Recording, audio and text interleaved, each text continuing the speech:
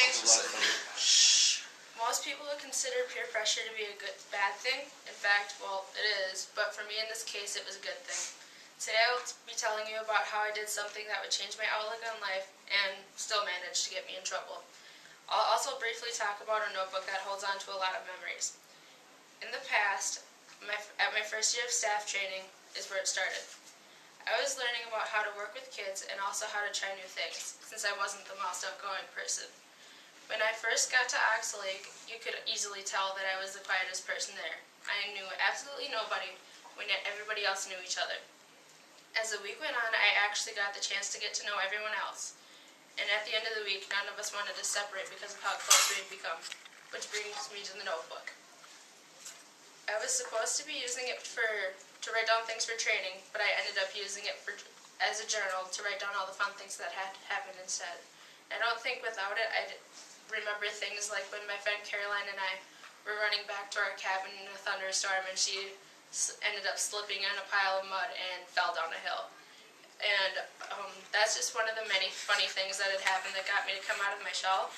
But today in the present, the thing, or should I say person, that basically forced me into doing something, which brings me back to the topic of peer pressure, is one of the familiar faces that I had met at my first year at training.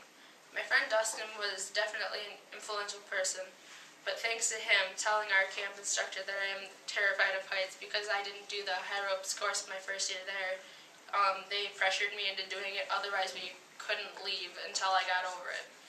And after I finally got over my fear of heights, I honestly felt like I could do anything, which made me become more outgoing and why I am more outgoing. So needless to say, my boss didn't like the more outgoing water fight that had started between some of my friends and I when we were on KP duty, since we were supposed to be setting a good example for the kids that were around us. And we ended up teaching them, the kids, that you can still have fun even if there are rules. But I guess that still comes with its costs, which brings me to the future. I loved being the outgoing person that I was in the past and present, but the director had had enough. He told me that I needed to be more serious since my group of friends had too much fun being ourselves at staff training, since we ended up losing our voices the past year for getting too into character.